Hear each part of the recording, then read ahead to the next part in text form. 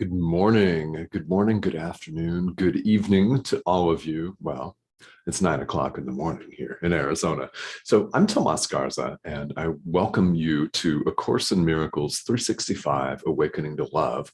This is a very, very special focus Monday for you. So I hope that you have had a beautiful weekend. I hope that if that meant relaxing poolside or beachside, or in nature, or just sleeping in, that's what you got to do, and that you had fun, whatever it was that you were doing. All right. So I'm inspired today for a special focus on healing and wholeness, and I'll explain a little bit more about where this is coming from. It's coming specifically from a reading that I did today in the text of A Course in Miracles. And I thought, okay, well, this is speaking to me for a reason. There's a reason I picked this up to page 72 of the text, the second edition. It's the start of chapter 5, which, appropriately enough, is entitled Healing and Wholeness. So this is part of the morning routine that I have had for quite some time. My wife, Cindy, and I are pretty early risers, but there is no camera, nor is there a microphone in this world that gets to see me before 9 a.m. And well, you can tell right away just by looking that it's not because of my elaborately complex hairstyle that takes 45 minutes. Yeah, it's not that. What's going on is that this is really, really wonderful, sacred time that we've habitually built into our schedule to sit down, have coffee, and relax, journal, meditate. Part of this ritual always involves, for me, reading some component of A Course in Miracles. And today it was chapter 5, the very intro to chapter 5 of the text. So I'm very curious. This is a question that I think would be fun for people to put in the comment thread here. What does your morning routine look like? Do you have one? Do you have a sacrosanct habit that is always in your schedule, that has become so ingrained, it's so built in that you really can't imagine the day without it? I mean, do you have one of those in the early morning? Maybe you have one in the evening. Maybe you have one at 3:25 in the afternoon. I don't know, right? You might have that, but that's really very, very interesting. And when people have come to me for advice on a spiritual path, this is one of the things that I always ask. And that is, okay, what does your morning routine look like? What does your mindset look like? First thing in the morning, what do you do? Do you race off to work? Do you hastily dress, shower, do your hair, race off to work? Or do you deliberately, if you have to be someplace at 9 o'clock, do you deliberately sleep until 8:50? Or like I used to do that in college. So that was something that I used to do. And well, I'm reminded of that because in the next room over here is my 18-year-old son, Mateo, who is moving into his dorm room on Wednesday. So 2 days from now, he starts his freshman year. And I'm just reminded of some of my habits when I was 18. And you can imagine I'm a lot healthier now at 49. So part of this is reading from A Course in Miracles. I mean, as I've mentioned here, and if you're just joining me, this has been the centerpiece of my own spiritual practice for the last 8 years. It certainly found me, and not the other way around, in 2013, and it has really, really been the focal point. So everything that I've done in my work as a coach and in my work as a counselor, as a teacher, has revolved around this self-study curriculum and its principles. So as you might imagine, as you really, really might imagine, and maybe if you're familiar with the course, there's a different take on healing. There's a broader and more accessible take on healing and wholeness that's available to us with A Course in Miracles. And this, to me, has come as a very, very welcome development in life. Because we tend to think of things one way in the world based on societal conditioning. We do. We can't really help that. We're programmed in this from a very, very young age. So it's nobody's fault that this is the case. It's just up to us as adults to recognize it. And for most of us, and myself included, it has involved making tons of errors, really making lots of mistakes and winding up in not so happy situations, right? Be they relationships or jobs or careers. We wind up in situations that are deeply unfulfilling to us because, well, quite honestly, we're not open to true healing. We get closed off at a young age. It's nobody's fault, but as adults, we have the power. Well, and, I'd like to say, add in their responsibility, for sure, the responsibility to wise up, as it were, to the situation and recognize it for what it is, and then do something about it. So spirituality is all of that, including the do something about it, because nobody's going to magically wipe this away for us. They're just not. Happily, we have the opportunity and the ability to do all of this ourselves. Now, A Course in Miracles has really helped me to take charge of all of this. And that's what I hope for you, is that your spiritual practice helps you to stand up and own your own experience, because you are the author of that experience. If something is not going the way you want it to go, you have the opportunity to examine that and course correct. Right? If something is great, then you have the opportunity to extend that greatness and share it. You do. And that's an opportunity that if you have right now, currently, I hope that you may take that opportunity.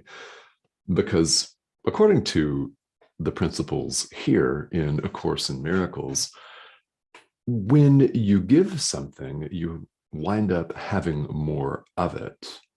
The world is a world of ideas. I read that this morning. I've read it before, and it's nothing new. The world is a world of ideas. So I invite you to change your mind. We tend to think of giving as being out something, don't we? If I give someone something, I no longer possess it. I no longer have it. Well, the world is a world of ideas. So if we are able to accept that, then we can accept quite easily the idea that when we give an idea away, it doesn't go anywhere, does it? Let's say we give someone love, or we extend someone a gesture of kindness. We're not out anything at all. In fact, we're in an even more joyous position. Right? Having given that away, it's strengthened when the other person accepts the love from us or our gesture of kindness. Then we recognize that in our own mind, why we're each other's mirrors. In fact, we're all joined in the end. All minds are, in fact, joined. So when people spout out on social media or in a reggae song lyric or any kind of lyric, anywhere out there, if you hear we're all one, well, people aren't just spouting off some new age truism. It's actually the truth. It's up to us to begin to experience that. So healing here is to make happy. To heal is to make happy. This is what the Course says. This is the very first sentence of chapter 5 of the text. This means, by extension, that we've missed on many opportunities to make ourselves happy, to heal. Healing it can be of the physical body, but it's of the mind. This is a really important distinction that A Course in Miracles makes that we do well to take to heart. Healing is of the mind. And one of the things that we come to realize is that our minds are way more powerful, way, way more powerful than we can possibly imagine. We don't give ourselves enough credit. And Jesus says in the Course that we don't ask too much of life, but far too little. And think about that. We don't ask enough of life. We ask far too little. We're way, way more powerful than we can possibly imagine. Isn't that exciting? I mean, to me, I think that that is one of the most uplifting components of this whole course, is it demonstrates to us our own potential, our unused, untapped, discarded potential. So if to heal is to make happy, that is really tremendously uplifting. There's no difference between love, joy, happiness. When I used to hear people say, well, happiness is overrated. Really? No, it's not. No, it's not, because deep down we all want it. We're all seeking the peace of God. You are clearly seeking the peace of God by watching this live stream.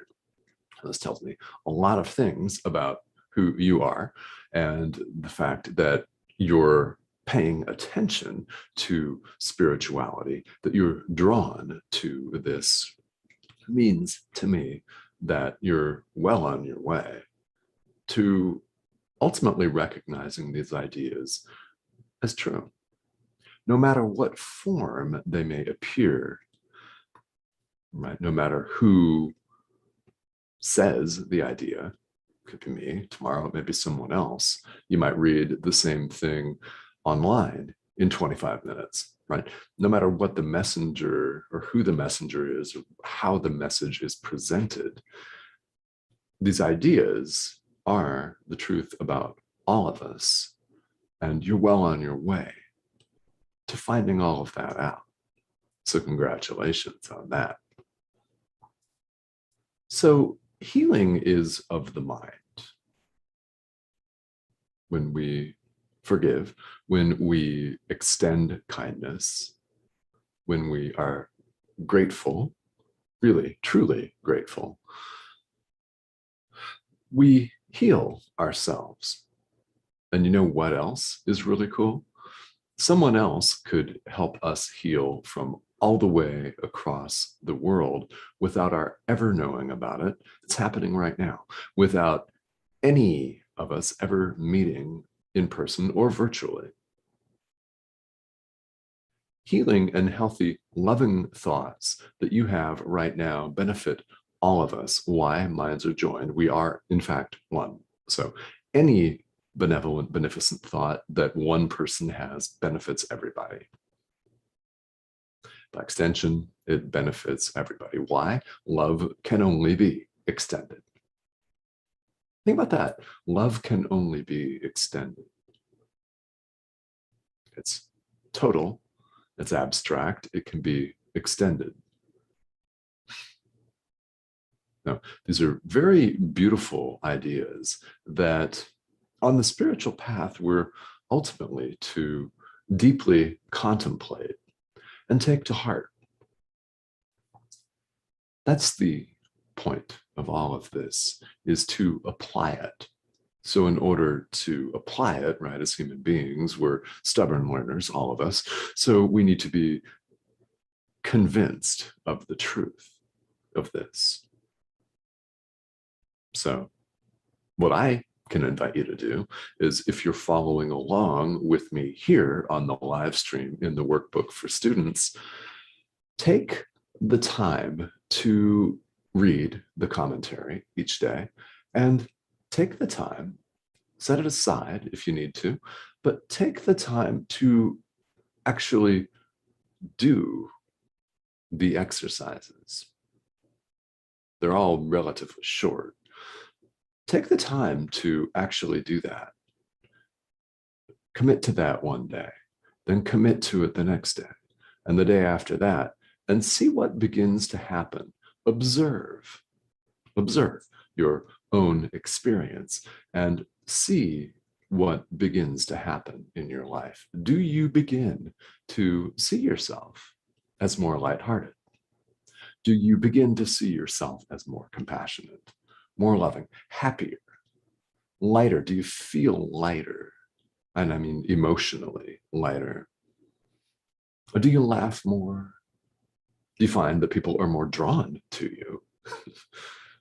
That happens. That happens as a result of this. Are you more loving? Are you more patient? Are you more forgiving? Yeah. These are all forms of healing the mind. This is how it begins to show up in our lives. The more it begins to show up, of course, the more convinced we are. And one of the beauties of A Course in Miracles, by the way, is we're not asked to just blanket believe this. Just because I'm saying this on a global live stream doesn't mean that you have to believe it. In fact, if you're doubting it, that's cool. I invite any and all skepticism. This is really good because it means you're questioning. Now, I invite you, if you are skeptical of these ideas, to sit in that doubt. Sit in it.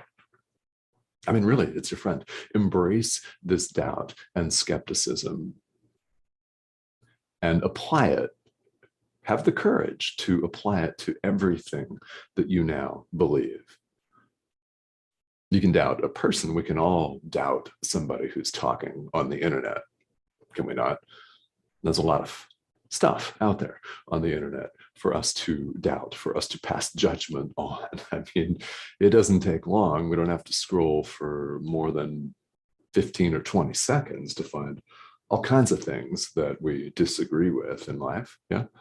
So sit in that doubt, but have the adult courage to question literally everything, including the foundations of everything that you now believe. If you hold that up to question, you'll begin to find some things don't work for you anymore, and they need to be released.